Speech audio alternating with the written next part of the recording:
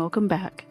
If you're listening to this on your morning commute, during a rare 20 minutes of quiet in your classroom, or while staring at a mountain of laundry after a grueling week, I want you to stop whatever you're doing just for a second. Take a deep breath, drop your shoulders away from your ears, and unclench your jaw. We have officially hit the mid-season mark of this series. And if I had to guess, I'd say you aren't just tired. You're deeply bone tired. The kind of tired that a good night's sleep on Saturday doesn't quite fix. Because of that, today we aren't talking about a flashy new app. We aren't introducing a complex digital workflow, and I'm definitely not giving you a strategy to grade papers faster. Today is about emergency maintenance. Today, we are conducting a spoon audit. Now, if you haven't heard the term spoon theory before, it's a beautiful, brutal visual originally coined by an essayist named Christine Meserodino to describe living with a chronic illness. But over the last few years, it has become a vital vocabulary word for professionals and educators fighting off systematic burnout. Here's the premise. Imagine you're starting every single morning with a handful of spoons. Let's say you get 12 spoons a day. Every single action you take, every decision that you make, and every emotional interaction you navigate costs a spoon. When you're a neurotypical, healthy, and working a low-stress job, your spoons are cheap. And maybe you have a seemingly endless drawer of them. But for those of us in education and high-demand digital spaces, our spoons are expensive. And our drawer is strictly limited. Think about your average Tuesday morning. You wake up, you pack a lunch, and get out the door. That's one spoon. You open your laptop to an inbox that has already accumulated 12 unread emails since 7 p.m. last night. That's 2 spoons just dealing with the anxiety of it. You teach a high-energy, synchronous lesson where you're trying to keep 30 human beings engaged across a digital divide. That's 3 spoons right there. A parent calls, upset about a grade. 2 spoons. You have to navigate a tense staff meeting. 3 spoons. It's barely 1 p.m. and you look down at your hands and you're completely out of spoons. But the bell hasn't rung. The school day isn't over. The work keeps coming. So what do? We borrow spoons from tomorrow. We grit our teeth, we drink a 3rd cup of coffee, and we force our way through the afternoon. The problem is, you can only borrow from tomorrow for so long before tomorrow arrives entirely bankrupt. And that brings us to the core problem of mid-season burnout. It's rarely one catastrophic event that breaks us. It's the invisible leaks. It's the slow, steady drip of energy evaporating through our digital tools. We were promised that technology would save us time. We were told that learning management systems, digital gradebooks, and video conferencing would streamline our lives. But without strict boundaries, these tools don't save time. They just create 20 new avenues for people to access our energy. They turn into leaks. You're leaking spoons when you leave your digital gradebook open in the background tab, checking it compulsively to see if a student resubmitted that late assignment.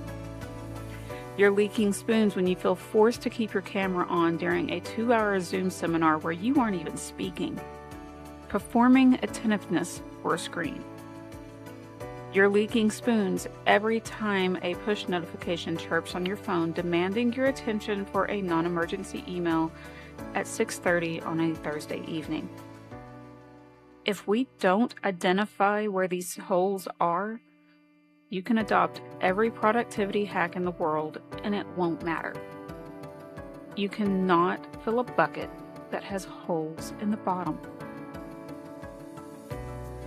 So for the rest of this episode, we're drawing the line in the sand.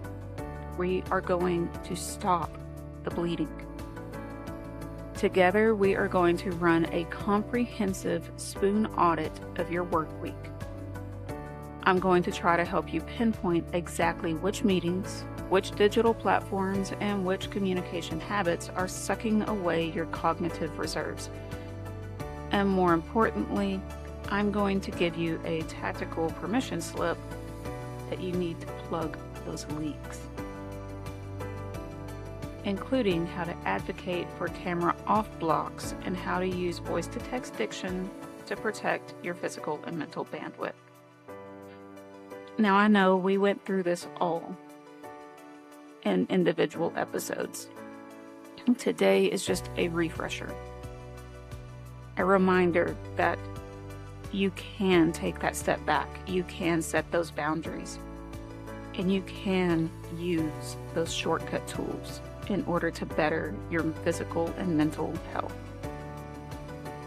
So grab a piece of paper, grab a cup of coffee, or just keep walking your dog, but listen closely. And let's try to figure out where your spoons have gone.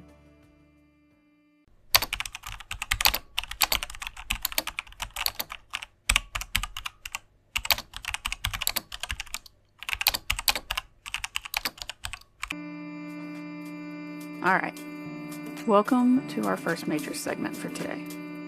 I'm going to call this the 3 great energy leaks. As educators, we often trace our exhaustion back to the big, obvious things. A difficult classroom management day, a tense parent conference, or an endless staff meeting. But more often than not, the true culprit is a slow, invisible hiss of energy escaping from our digital workday. So if you think of your daily energy in terms of the spoon theory, you only start the day with a set number of spoons or units of energy. Every time you engage with a poorly optimized digital tool, you surrender a spoon. Today, we're going to identify the 3 biggest digital drains. And more importantly, we're going to talk about how to plug them up. So leak number 1, the Zoom vacuum. Think about it. Virtual meetings drain us faster than anything else in our digital world.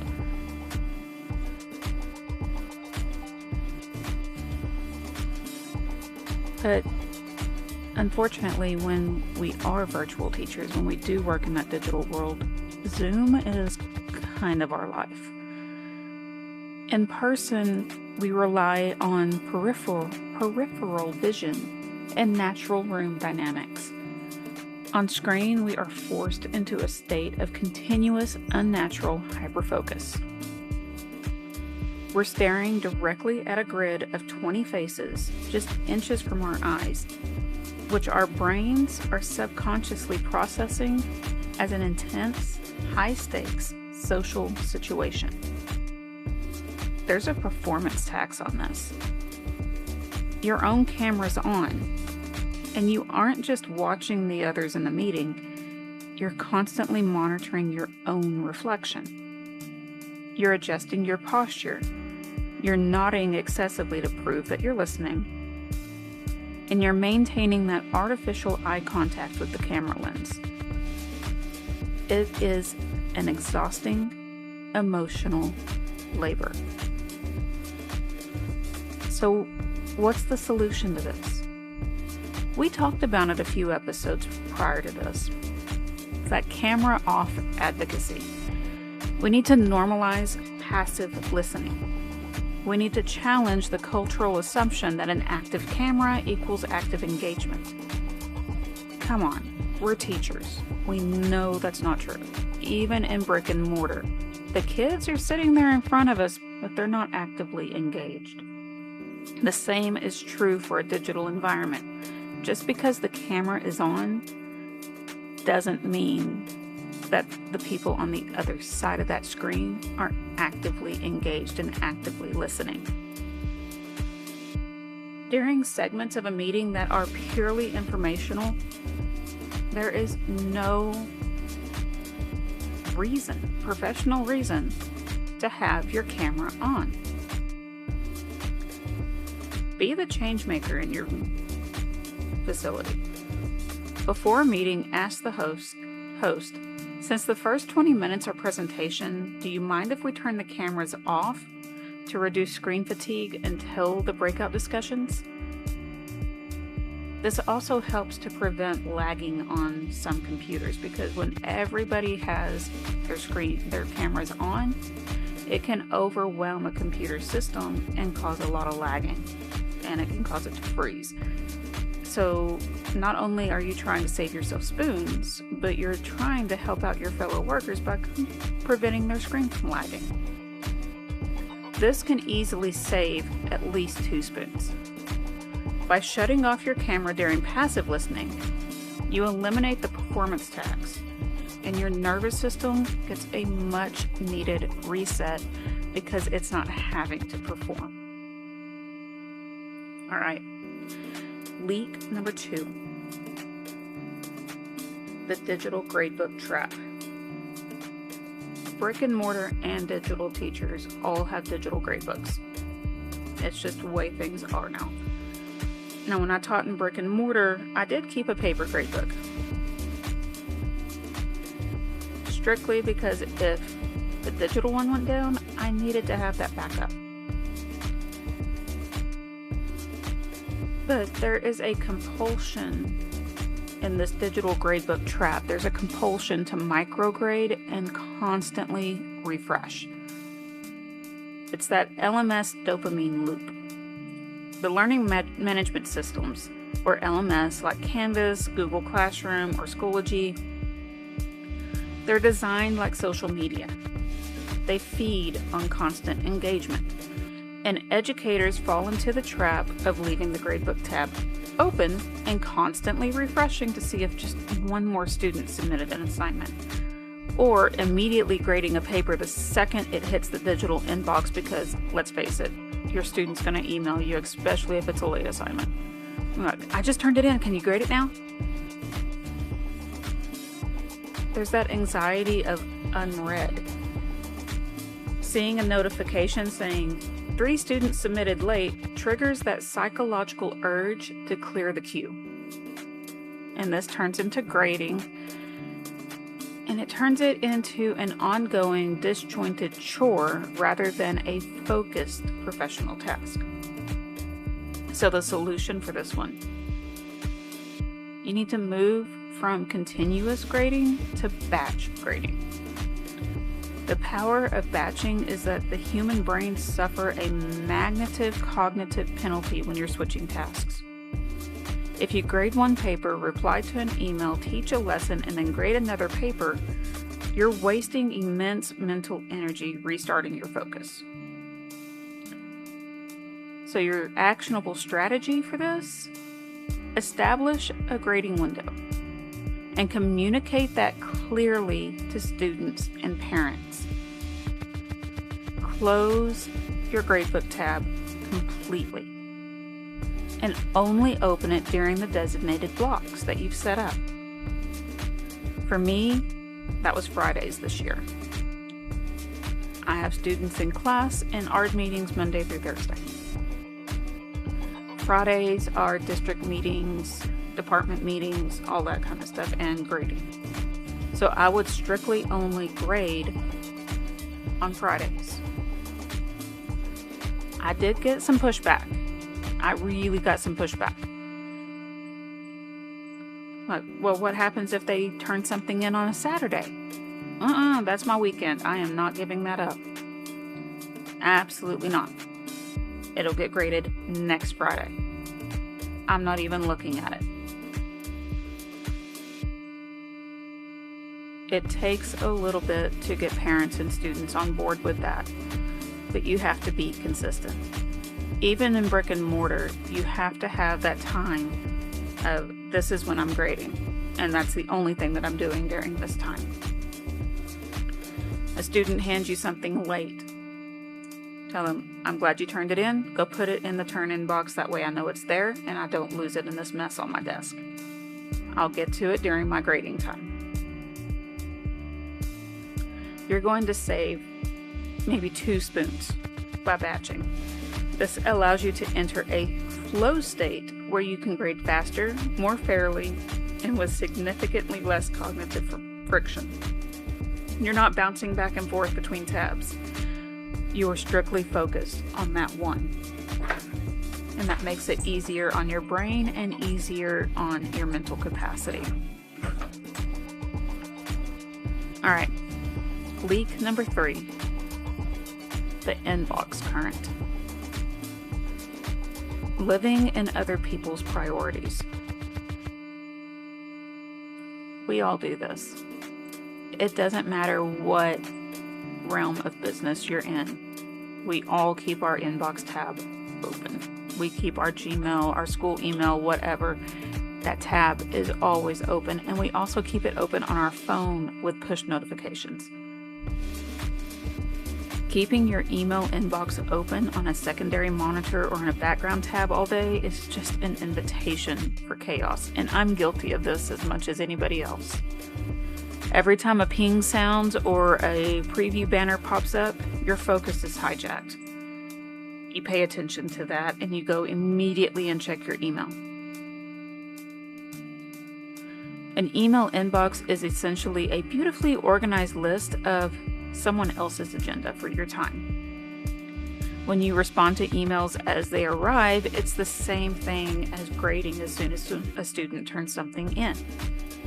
You allow a parent's minor question or a colleague's casual request to derail your deep work, lesson planning, or your grading. Close the email tab entirely. If you have to keep it open, if that's policy that you have to keep it open, turn off the sound notifications and the visual desktop banners. Choose that time, just like you did with the grading. Choose that time to check your email. Implement a pre-check rule. Implement this and check your email only 3 times a day.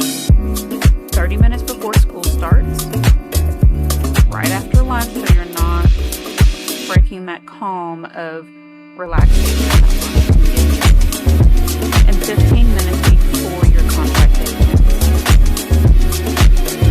If something is a true burning emergency, the main office will call your classroom landline, or they'll knock on your door, or they'll come over speaker. This is at least 3 spoons that you're saving here. Reclaiming control over when you communicate protects your mental peace, and it preserves your best energy for the students that are right in front of you at that moment. So let's look at the math. If you adopt the camera off attitude, transition to strict batch grading, and step out of that inbox current, you are drawing back roughly 7 spoons of energy every day. That's the difference between driving home with a headache or having the energy to enjoy your own life absolutely well. Take a look at your screen right now. Which of these 3 leaks is currently draining you the most?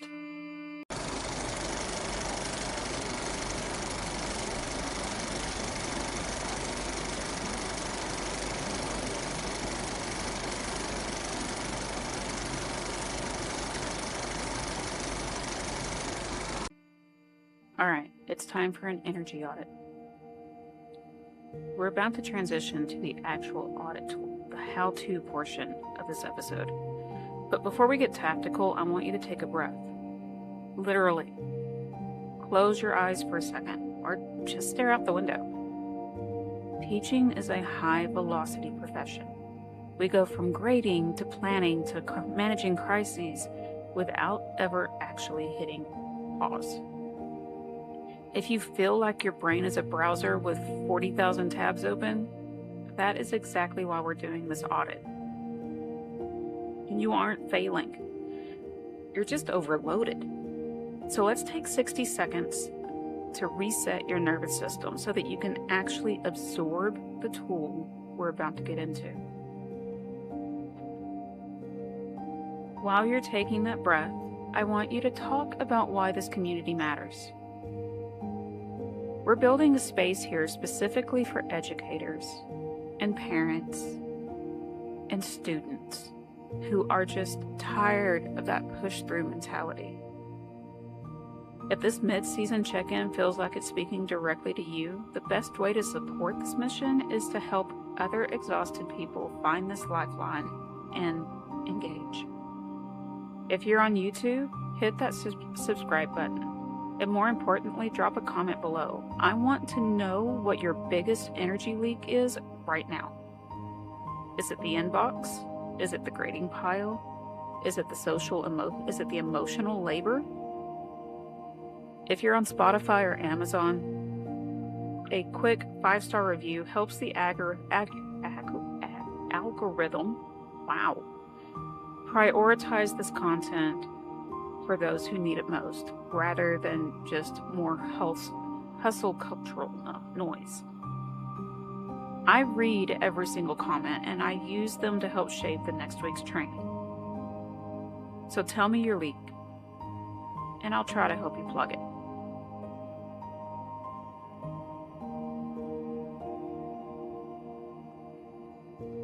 Now, before we open the tool, let's talk about the audit mindset. Most of us approach an audit with shame, thinking, I need to see where I'm being lazy. You aren't auditing your failures. You're auditing your boundaries. When you look at the template that we're about to go through, I want you to look for 3 things. The shoulds. Tasks that you're doing because you think you should be doing them, but no one is actually asking you for them. Those shadow tasks, the small invisible things, like formatting emails and color-coding folders that aren't actually teaching. And the energy zappers. The one meeting or duty that leaves you feeling hungover by 3:30 p.m.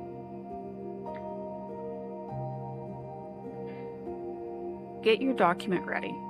I'm going to have a template in the comments. Download that template from the link. Clear your desk of everything else. This next section is not more work. It is the work that will save you hours later.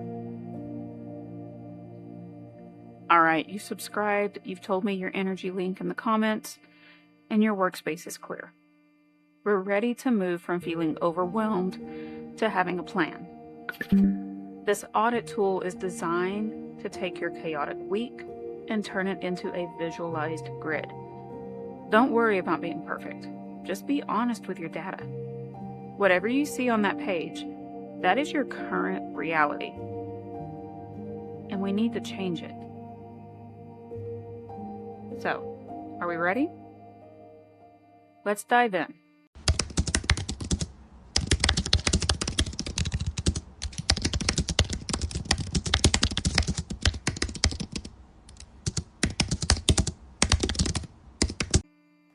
All right, welcome back. If you have your energy audit worksheet ready, great. If not, just grab a blank sheet of paper and draw 4 columns. Label them category, task or drain, spoon cost, and the plug. We're using the spoon theory because it's time tracking, simply because using time tracking is a lie. You can spend 10 minutes on a parent email and feel like you've run a marathon, while spending 50 minutes teaching a lecture feels like a breeze. We're auditing emotional expenditure, not just clock time. If a task leaves you feeling hungover, it's expensive. And that's what we're going to try to map out. So, without picking a Friday and without picking a Monday, because we know those are usually our 2 busiest days of the week, I want you to pick what your most standard middle of the week day, Tuesday, Wednesday, Thursday. I want you to close your eyes and mentally walk through that day from 7 a.m. to 4 p.m. Every time you felt your chest tighten or felt that I don't want to do this urge, that's a drain. Write it down in your task drain column. Did you check your email as soon as you opened your eyes?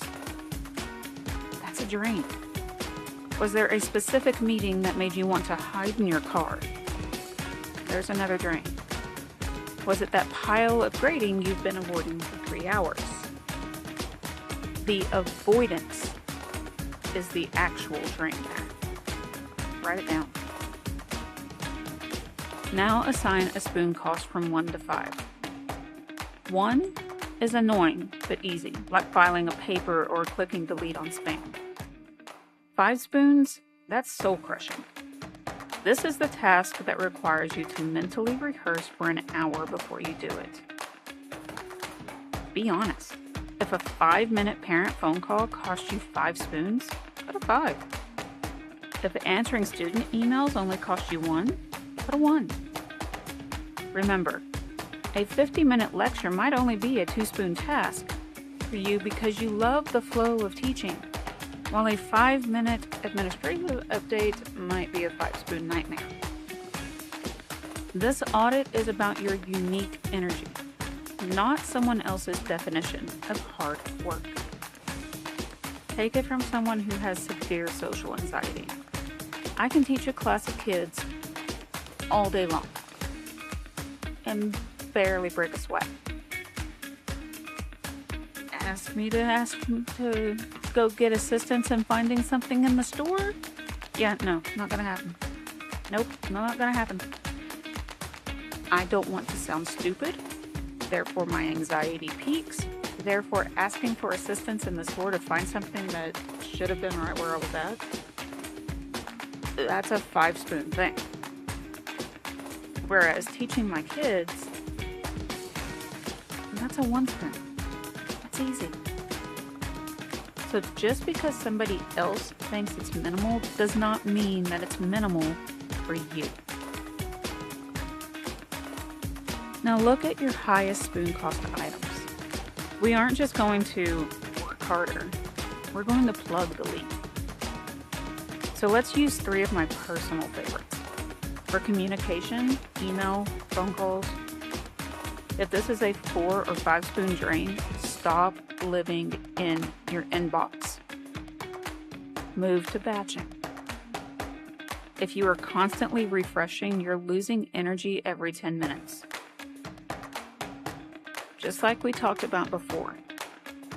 Set it to checking your email, answering those emails, answering those voicemails from parents, from co-workers, from administration.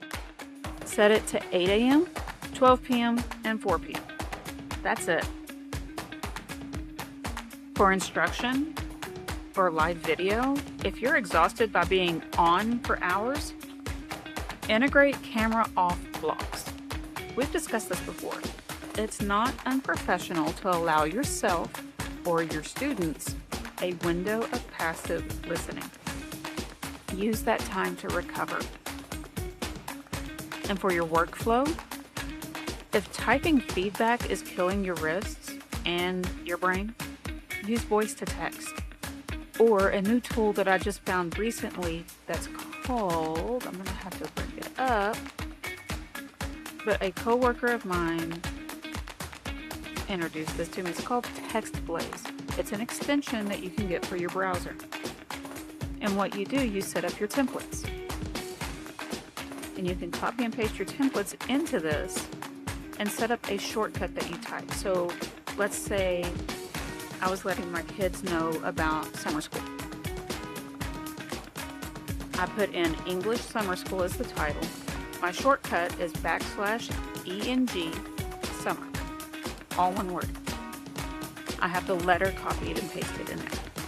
Now I can go in and I can email those specific individual students, and all I have to type in that box is \ENG summer, and it pops in the entire email. It saves so much time. I think I did like 79 progress reports in a day and a half by having these shortcuts done. It's not cheating, it's saving time. It's not being lazy, it's preserving your mental capacity. So use that voice to text. Use something like TextBlaze where you have those shortcuts. It removes the friction and it lets you actually talk to the student, especially if you're using voice to text. It'd be like you're having a writing conference with a kid. Instead of just giving them feedback, you're sitting there giving them and letting them hear your voice. So now you have the blueprint of where your energy is actually going. You don't have to change everything today. Pick one of your highest spoon drains and apply a plug this week. If you're listening to this on Spotify or watching on YouTube, I want to hear your results. Did you realize that a small task was an actual massive drain? Leave a comment below with your biggest aha moment from this exercise. And when you share these, you're helping other teachers and parents and students realize they're not weak for feeling drained. They're just in a system that wasn't designed for their energy levels.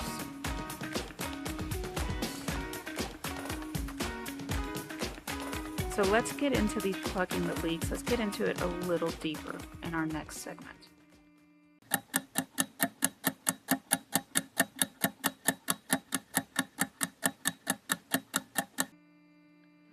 All right, we've identified the leaks.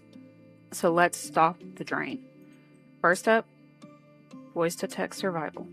Most of us treat grading and emailing like a manual labor job.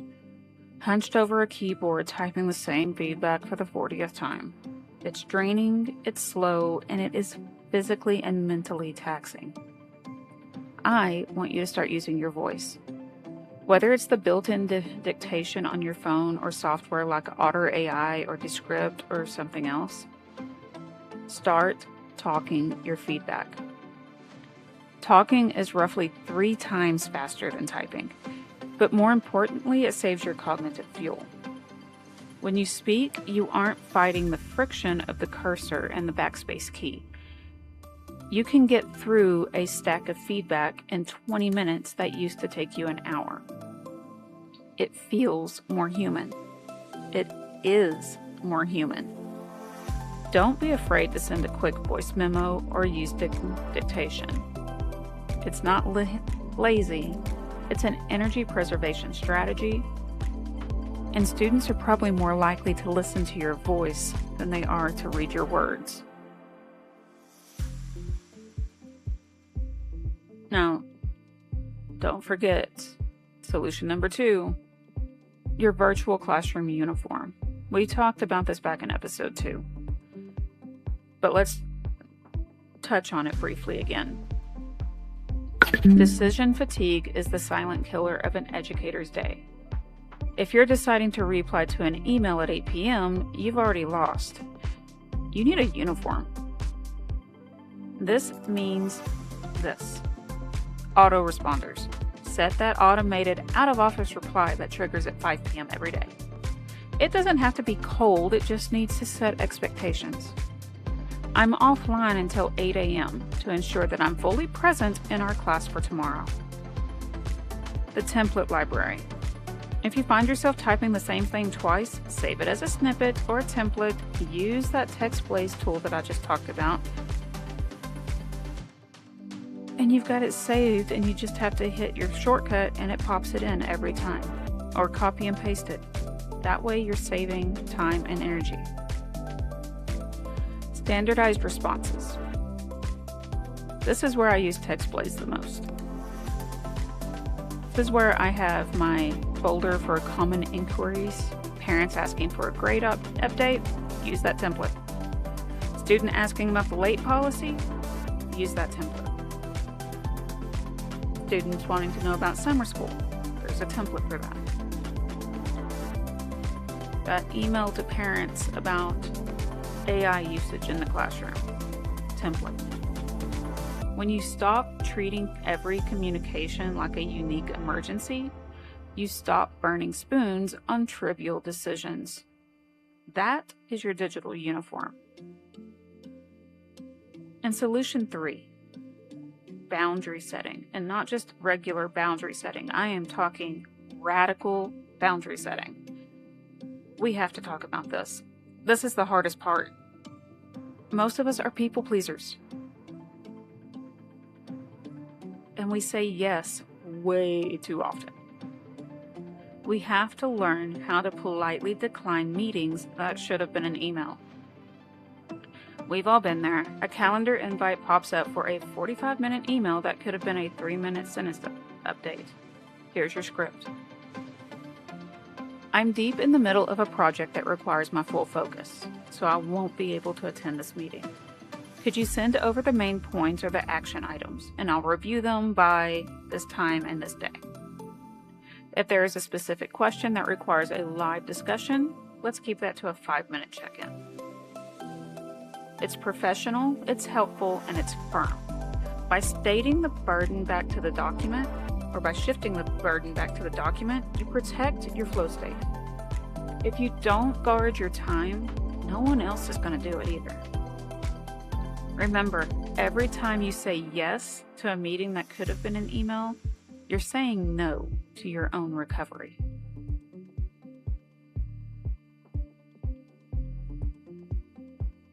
You have permission to do these things.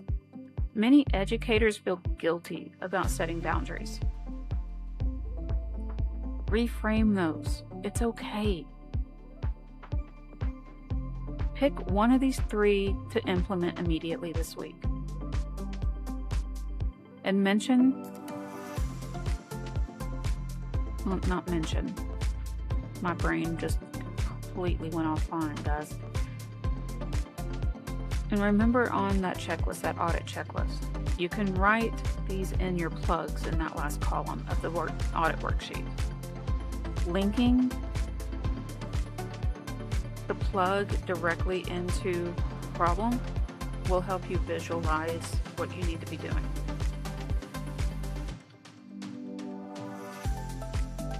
All right, we're almost done. So take a moment, take a breath, leave a comment, and I'll be right back.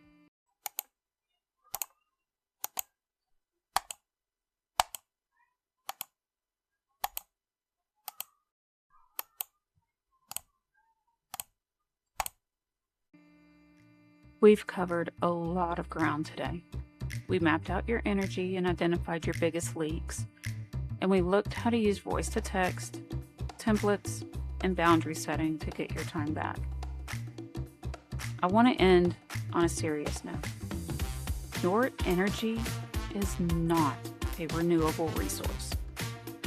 You cannot pour from an empty cup, and you certainly cannot teach or lead when you are down to 0 spoons. Most educators I talk to carry this invisible guilt, and I'm guilty of it as well. The feeling that if they aren't on 24/7, that somehow they're failing their students. That's a lie. Your students, your coworkers, they don't need a martyr. They need a teacher who is energized, present, and actually capable of showing up. Protecting your energy is not just self-care. It is a fundamental part of your professional performance. I don't want you to take this entire episode and just file it away as something to think about later. I want you to take action. Look back at that audit worksheet that we worked on together earlier. Pick one leak, just one that we talked about today, and plug it up before tomorrow morning. Is it setting that autoresponder for 5 p.m.? Is it trying one diction tool or one template tool for your grading? Is it drafting that no email for a meeting that could have been a document? Do the one thing that will give you the most relief, and do it now.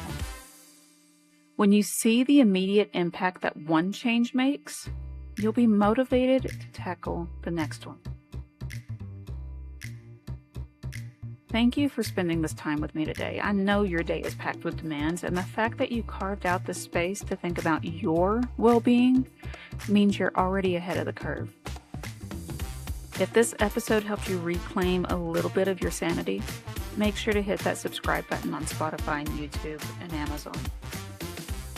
Not only does it help you keep up with the sessions, but it also helps other exhausted educators find us. When we grow this community, we change the culture of teaching, from one of burnout to one of sustainable practice. Now, next week, we're going to dive into that digital clutter that keeps us trapped in our seats long after the day ends.